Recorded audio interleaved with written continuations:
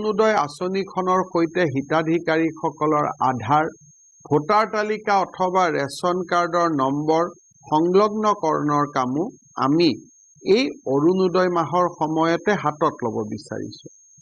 হিতাধিকাৰীসকলৰ ঘৰত অত্যন্ত গৌৰৱেৰে সৈতে অৰুণোদয় লগো সংলগ্নকৰণৰো কাম আমি সম্পন্ন কৰিম।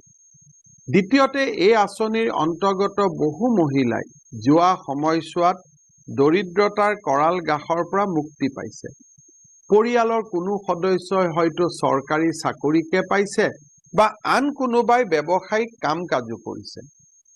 এনেধৰণৰ সুবিধাৰে যিসকলে অৰ্থনৈতিক সচ্ছল হৈছে সেইসকলে যাতে স্বেচ্ছাই অৰুণোদয়ৰ সুবিধা পৰিহাৰ কৰে তাৰ বাবে মই আহ্বান জনালোঁ। আমাৰ দায়িত্ব গাঁৱৰ আটাইতকৈ দুখীয়াজনে যাতে অৰুণোদয় পাব পাৰে। যোৱা কিছুদিনত মই অসমৰ বিভিন্ন গাঁও ভূঁইলৈ গৈছোঁ। কিছু দুখীয়া লোকে অৰুণোদয়ৰ আঁচনি পোৱা নাই। তাৰ বিপৰীতে আৰ্থিকভাৱে সচ্ছলজনৰ হাতত অৰুণোদয় আছে বা তেওঁলোকে অৰুণোদয় আঁচনিৰ সুবিধা ভোগ কৰি আছে।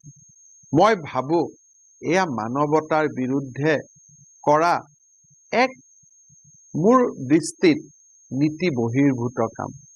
মই হিতাধিকাৰীসকলক আহ্বান জনাম, আপোনালোকে অনলাইন বা অফলাইন পদ্ধতিৰে আবেদন কৰি যদি আপোনালোকে ইতিমধ্যে কাৰোবাৰ ঘৰত চৰকাৰী চাকৰি পাইছে বা আগতকৈ আৰ্থিক সচ্ছল হৈছে, আপোনালোকে অৰুণোদয়ৰ পৰা নিজৰ নাম কৰ্তন কৰিব পাৰিব।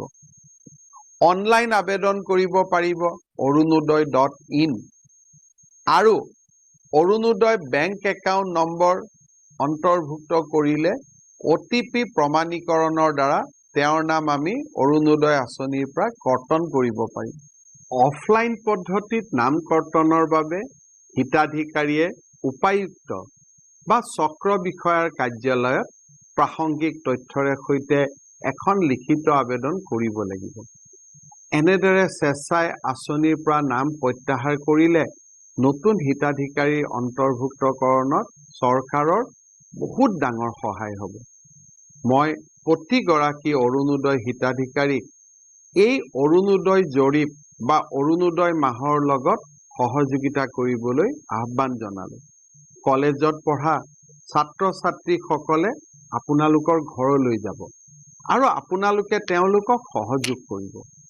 পুনৰবাৰ মই আৰ্থিকভাৱে সচ্ছল বা যোৱা কেইটামান দিনত যাৰ পৰিয়ালত চৰকাৰী চাকৰি হৈছে, ব্যৱসায়িকভাৱে সমৃদ্ধ হৈছে, তেওঁলোকক অৰুণোদয় আঁচনিৰ পৰা নাম প্ৰত্যাহাৰ কৰিবলৈ অনুৰোধ কৰিছোঁ।